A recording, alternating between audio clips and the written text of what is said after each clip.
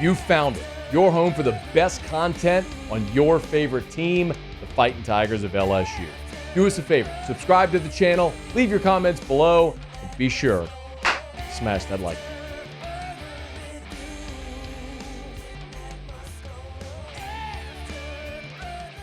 Brian Kelly was on the SEC Coaches Teleconference on Wednesday.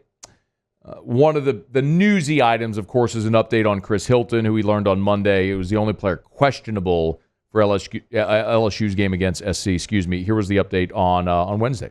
Yeah, he was moving around yesterday. We had a short, about an hour practice. He was running with our trainers, working, getting in and out of routes, kind of precision work. So we'll accelerate that today to the next phase, which is he'll put the pads on and we'll see where he is. So he's in that progression where you take somebody that is questionable and you continue to work him through the week to see if he can move from questionable to probable.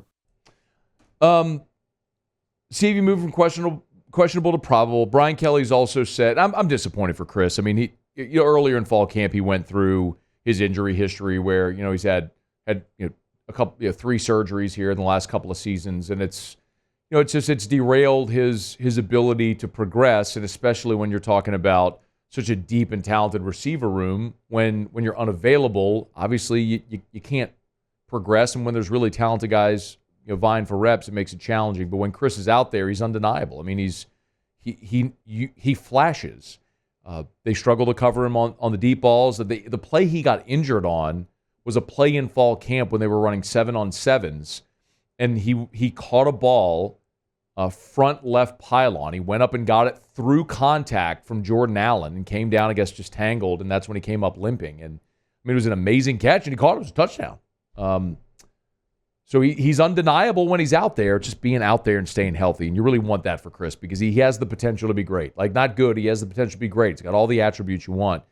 We want that for him. But one of the young guys that's made the most of that opportunity clearly is Kyle Parker, who Brian Kelly talked about. A much more consistent ball catcher, much more, for us, consistent on the perimeter in blocking, much more consistent in route running. So a guy you can trust now. When you're young, sometimes you just got to throw a guy out there because that's who's out there, and he might make some big plays for you as a freshman, but you got to live with the mistakes. I don't think we have to live with mistakes with a guy like Kyle Parker. He can go in now and operate at a high level for us. I remember the very first, it's interesting that Parker's the guy that's made the most of this opportunity. I was going back over my notes from fall camp.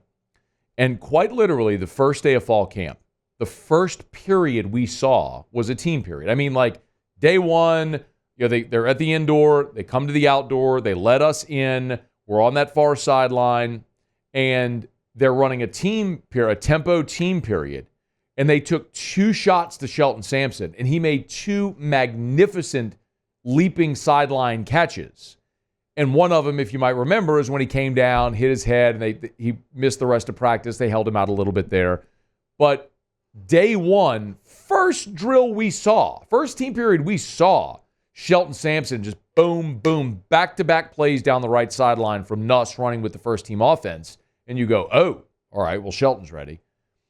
And I don't know if that bump on the head slowed him or whatever. But it is interesting here that Kyle Parker is the one over 3 weeks of fall camp that seems to have made the most of that opportunity and emerged and is here now as the guy that they're looking at. If Chris Hilton can't go, that it'll be Kyle Parker. But I'll tell you this much. There's a couple of ways to look at that. Look, Shelton Sampson's the local guy, was the 5-star, and we're all very excited about him and what his future and potential can be. And he flashed it in those 2 plays I just told you about. And if Kyle Parker surpassed Sampson, then the way you look at it is Sampson's capable, and Parker is giving him a run and past him. I mean, it's that with a guy like Trey'Dez Green, no plays tight end, but if you're just talking about pass catchers, it just speaks to the absolute depth, embarrassment of riches they have at that receiver position.